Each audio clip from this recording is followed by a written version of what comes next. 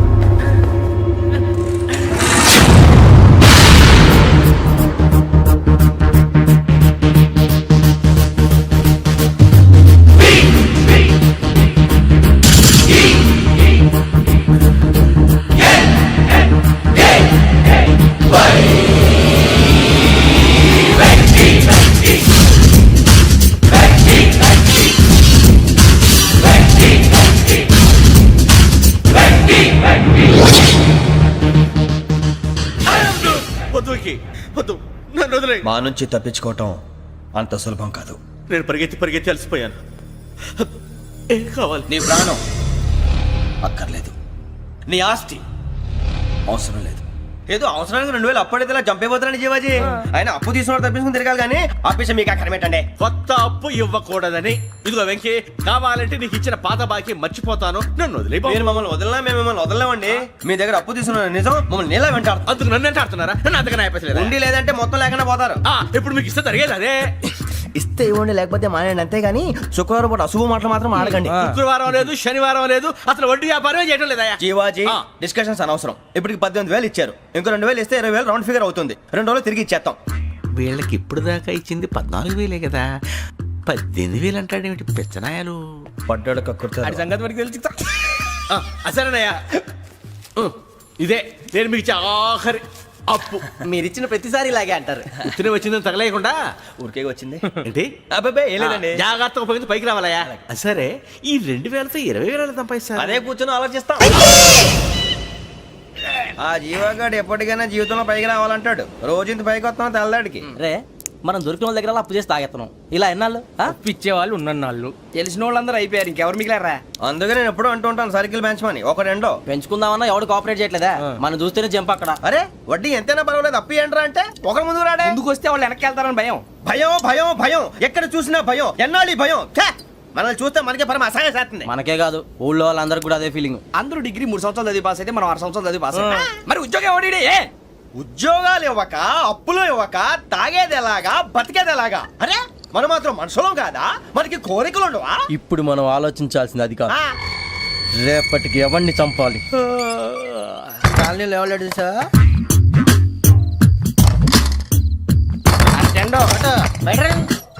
నువ్వా వెంకీ? ఏంటి వెంకీ ఈ టైంలో వచ్చా? నీతో మాడే పని ఉంది, దా చెప్తా. ఏ బాగా నిద్రొస్తుందా? సరిగానే రే, నువ్వు మమ్మల్ని చూసే తలిపేసావా? మామూలుగానే వేసాను. మామూలుగా వేసేవాడివి. మేము రావడానికి 1 నిమిషం ముందో, మేము వెళ్ళాక 1 నిమిషం తర్వాత వేయాలి కానీ బిలాల్ రాజా, నాకు నిద్ర వచ్చి పడుకుందామని తలుపు వేసుకున్నాను. అయినా నా ఇంటి తలుపులు నేను అడిగేసుకోవాలంటే తప్పు చేసిన కాక ఇంకా గేర్ సమాధానం చెప్తావా? మీ ఇంట్లో పెళ్లిడికి వచ్చిన ఆడపిల్లలు ఎదురున్నారు. ఇదిగో అమ్మాయిలు, మీతో ఎప్పుడైనా యథాశాలు వేసానా? విన్నారా? అడుగు తలుపులు వేసావు. అనవసరంగా గొడవ ఎందుకు? ఇక్కడి నుంచి వెళ్ళండి. గొడవ? మీ ఇంటి మీద పడి ఎప్పుడైనా గొడవ చేశానా బిని గారు? లేదు బాబు. విన్నారా? చెప్పు, మమ్మల్ని చూసి తలుపులు ఎందుకు వేసుకున్నావు? అరే మాకు అప్పించిన వాళ్ళు కూడా మమ్మల్ని చూసి ఎప్పుడు తలుపులు వేసుకోలేదు. ఏం చేయాలి? మరి నువ్వు ఎందుకు వేసుకున్నావు? బాబు టప్ అయిపోయింది, బుద్ధి తక్కువ వేసాను చాలా.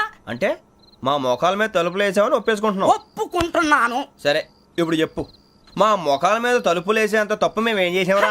బాబు తప్పైపోయిందని అంటున్నారు కదా, వదిలేయండి బాబు. అదే తప్పు మేము చేసి మమ్మల్ని వదిలేయమంటే మీరు వదిలేస్తారా బిని గారు? తప్పని ఒప్పుకుంటున్నాడు కదా అయ్యా. ఇప్పుడు టైం 11 అయింది, వెళ్ళి పడుకోండి. 11 అయిందా? కొమ్ము ఉంచాడు కదా. నాకు సంబంధం ఏంటి? ఉంది, సంబంధం ఉంది. 11 గంటలకి నా క్లోజ్ ఫ్రెండ్ ఢిల్లీ వెళ్తున్నాడు. 5,000 అప్పిస్తానని ఎయిర్పోర్ట్ రమ్మని చెప్పాడు. నీ గొడవలో పడి ఆ సంగతే మర్చిపోయాను. ఇప్పుడు నాకు జరిగిన నష్టానికి భర్తీ ఎవరు చేస్తారు? మీరా మీరా మీరా? ఎవడు పడితే ఎందుకు చేస్తాడా భర్తీ? మళ్ళీ వాడి నువ్వు తప్పు ఎవడు చేసినా వాడు చేస్తాడు. దానికి కారణం ఈ 10 మనిషే కదా. వాడే చేస్తాడు.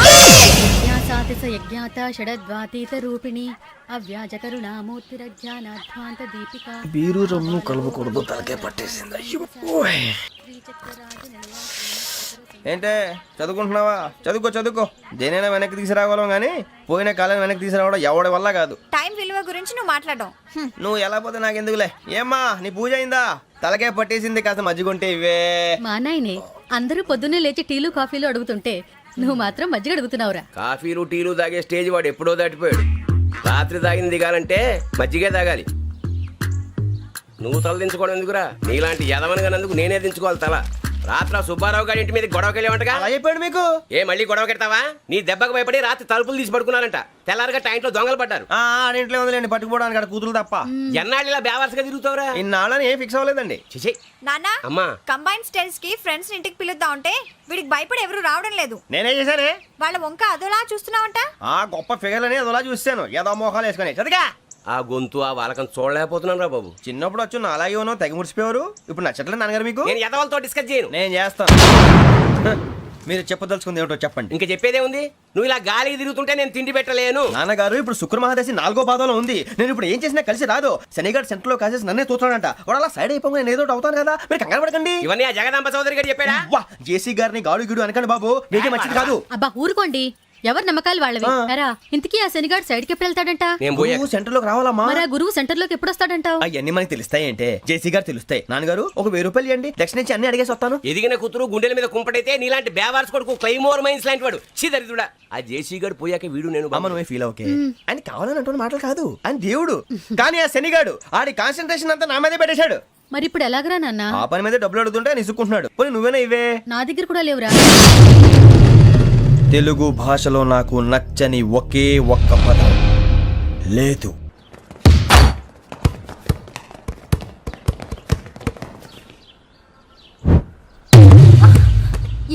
అరే సోరే బాల్ తీసుకురారా. సారీ ఏదో బాలి బాస్కెట్ బాల్ మాలాంటి ఆడాలి. మీలాంటి మాసన కొడుకులు ఆడితే ఇలాగే ఉంటది. ఇలాగే ఇలాగే ఇలాగే ఉంటది. అమ్మాయిల ముందు ఫోర్స్ కొడతావా? ఆహా అయితే నిన్ను కొడతా.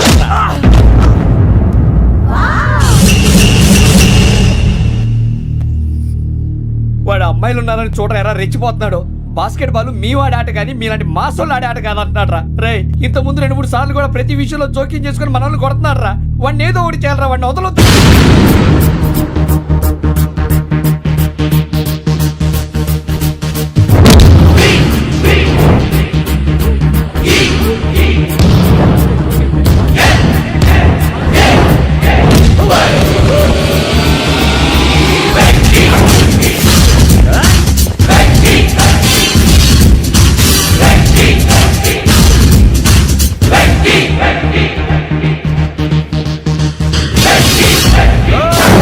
ఆడపిల్లలంటే ఎవరికైనా దెబ్బ తగిలితే అయ్యో అంటారు, మీకేమో ఎవరైనా కొడితే కామెడీ.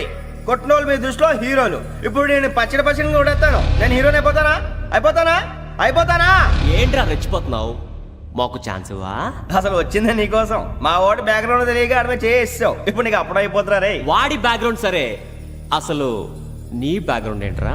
నాకు సెపరేట్ బ్యాక్గ్రౌండ్ అంటూ ఏం లేదురా. నేను ఎక్కడ నిలబెడితే అదే నా గ్రౌండ్. అంత పుడింగువా? తెల్దా?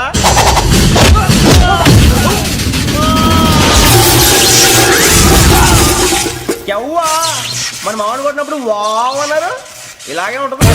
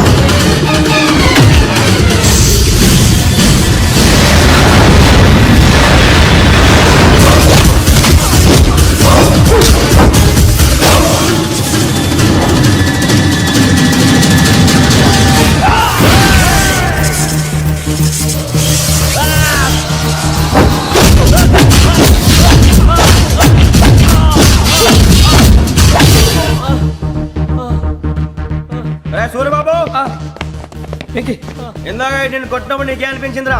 కుమ్మేయాలనిపించింది. మరి కొమ్మే. అమ్మో కొమ్ము. రేయ్ నిన్ను అమ్మాయిని గుడ్డలు పట్టుకొని కొడతాను. అలా కొడితే ఏ తగులుందిరా ఆడికి? అసలే ఎక్సైజ్ బాడీ ఏదవుది.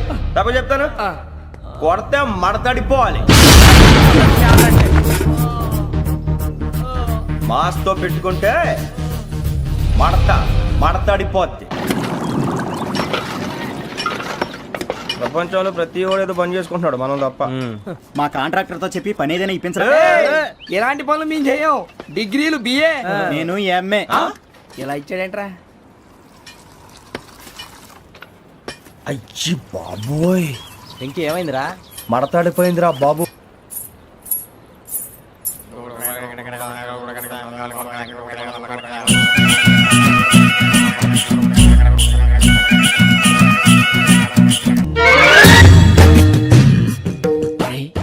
కళ్ళు మూసుకునే ఉన్నాడు, కొంపదీసి నిద్రపోతున్నాడేంటి? ధ్యానం. కళ్ళు మూసుకొని ఎవరినో కాంటాక్ట్ చేస్తున్నారు. అవునా? అబ్బా. రామ్ ప్రసాద్, నీకు నిజం చెప్పాలంటే బాధగా ఉంది, కానీ చెప్పక తప్పదు. ఎందుకంటే అది నిజం కాబట్టి. Correct sir, correct. ఏంటి సార్ అది? నీకు 40 ఏళ్ళు వచ్చే వరకు కష్టాలు తప్పవు గురుజీ. అవి మామూలు కష్టాలు కావు, అష్ట కష్టాలనే చెప్పాలి. ఉదాహరణకు అవి ఎలా ఉంటాయంటే, దొరక్క నీకు ఫుడ్ దొరికితే అది నీ నోటికందే లోగా నీ కాలో నీ చెయ్యో తగిలే మట్టిపాలైపోతుంది. నీ వాకలికి తట్టుకోలేక అప్పు కోసం ఎండను పడి వెళితే అక్కడ తాళం వేసి ఉంటుంది. మరో కఠోరమైన నిజమేమిటంటే, నీ దరిద్రాన్ని చూసి భరించలేక నీ భార్య లేచి వెళ్ళిపోతుంది. ఒక్కతేనా ఎవరితోనన్నా? తప్పు. అతని దురదృష్టాన్ని చూసి ఎగతాళి చేయకు రమణ. Sorry sir. ఇదయ్యా రాంప్రసాద్, నువ్వు ఈ 40 ఏళ్ళు ఈ నరకాన్ని అనుభవించక తప్పదు. 40 ఏళ్ళ తర్వాత అలవాటైపోతుంది. ఇక నువ్వు వెళ్ళొచ్చు. ఏమో వెంకటేశ్వరరావు, కులాసైనా రమ్మన్నారట. నీకు శుభవార్త చెబుదామని పిలిపించాను. ఏంటి గురుజీ? నీకు శుక్రమహాదశ ప్రారంభం అవబోతుంది. అంటే సరిగా సెట్ అయిపోయినట్టేనా? ఆల్మోస్ట్ అయిపోయినట్టే. మీరంతా టోపీలు పెట్టుకునే ఉద్యోగాలు కూడా చేసుకుంటారు. ఇప్పటిదాకా మేమందరికీ టోపీలు పెట్టాం కానీ మాకు మేమే టోపీలు పెట్టుకుంటాం ఎప్పుడు అనుకోలేదు గురుజీ. అదే విధి. మరి ఇప్పుడు బిల్ల బంటోతు నుంచి బీట్ కానిస్టేబుల్ వరకు అందరికి నెత్తిమి టోపీలు ఉంటాయి. అందులో ఏ ఉద్యోగం? ఎస్ఐ గారు కూడా టోపీ పెట్టుకుంటారు తెలదా? ఏది మన చదువులకు ఎస్ఐ ఉద్యోగాలు ఇస్తారేంటి? గ్రహాలు శాసిస్తున్నప్పుడు చదువులతో పని లేదు. ఏబిసిడీలు చదివినా చాలు మీ జీవితాలు విచిత్రమైన మలుపులు తిరుగుతాయి. మీకు విపరీతమైన ఫాలోయింగ్ వచ్చేస్తుంది. మీరు చాలా ఫేమస్ అయిపోతారు. వింటానికి చాలా బాగుంది. ఇప్పుడు మమ్మల్ని ఏం చేయమంటారు గురుజీ? ఏమీ చెయ్యదు, వెయిట్ చేయండి. కాలం కలిసి వస్తే అదృష్టమే మిమ్మల్ని గేలం వేసి పట్టుకుంటుంది. అంతవరకు వెయిట్ చేయండి. వెయిట్ చేసి కొంచెం వెయిట్ కూడా పెరిగింది. అయినా పర్వాలేదు, వెయిట్ చేస్తాం. అందాక ఏ అప్పు సపోర్ట్ చేసుకుని తాగుతాం, బ్రతుకుతాం అన్నట్టు. అప్పు అంటే గుర్తొచ్చింది, అప్పు మీద మీ అభిప్రాయం ఏంటి గురుజీ? ఏంటరా ఇంత నుంచి మీకు ఎదుగుతున్నాను రా. ఇక్కడేం చేస్తున్నారు? ఏ మన టైం బాగుందిరా. ఎవడన్నా అప్పిస్తున్నాడా ఏంటి? కాదురా, ఉద్యోగాలు ఇస్తారమ్మన్నాడు. గురూజీ చూసారా, చౌదరిగా చెప్పింది నిజమే. మరి శుక్రమాదేశ్ మొదలైంది. ఇంతకీ ఎవరా మహానుభావుడు? నమస్కారం. అయినా నేను చెప్పింది. ఆహా, సాక్షాత్ ఎంప్లాయ్మెంట్ ఎక్స్చేంజ్ నడుచుకుంటూ వస్తున్నట్టు ఉంది. పదండి పట్టేద్దాం. నమస్కారం సార్. నమస్తే. వీలే సార్ మా ఫ్రెండ్స్. నమస్తే. నేను చెప్పానుగా, భగవాన్ గారు. ఆహా, పేరులోనే దేవుడు ఉన్నాడు. లోపల కూడా పాజిటివ్ థింకింగ్ ఎక్కువ. ఇంతకీ మీరు ఇండియానా చైనీసా? India sir. మా ఫేస్ చూస్తారు అనిపించలేదు మీకు? భలే కామెడీ ఫీల్ ఉన్నాడు. నేను అడిగేది ఇండియన్ రెస్టారెంటా చైనీస్ రెస్టారెంటా అని. నేనేది ఓపెన్ గా డిస్కస్ చేయను కదా. పేరు చూసి స్కూల్లో డిస్కషన్ పెడతాడు అనుకుంటే వీటేంట్రా హోటల్ అంటున్నాడు. బాబు ఎట్ ఫీల్ అవుతున్నాడు. అంతా మీ ఇష్టం ఉంటున్నారు సార్. ఫస్ట్ చైనీస్ రెస్టారెంట్ కి వెళ్దాం. నెక్స్ట్ అక్కడ డిసైడ్ చేద్దాం. చాలా ఇబ్బంది పడుతున్నట్టున్నారు. నువ్వు చేత్తో తినే బాబు. నేను జనరల్ గా చైనీసే ప్రిఫర్ చేస్తాను. ఫ్యాట్ కంటెంట్ తక్కువ ఉంటది కదా. రేపు నుంచి మేము కూడా ఇదే ఫాలో అవుతాం. ఎంతకీ మీకు స్టీల్ ప్లాంటా, షిప్ యార్డా, ఏషియాడా, జింక, బంకా? హెచ్పిసిఎల్. ఇవన్నీ దేనికి సార్? దేనికేంటి? ఉద్యోగం చేయడానికి. మీకు ఎందులో కావాలో చెప్పండి.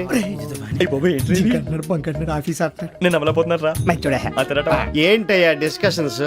మాకు నీ ఛాయిస్లు ఉంటాయి అనుకోలేదు. మీరు సడన్ గా జింకు బంకు అంటే సింక్ అవడానికి కొంచెం టైం పట్టింది. అదే అదే జేసీ గారు టోపీలు పెట్టుకుని ఉద్యోగం అన్నారుగా.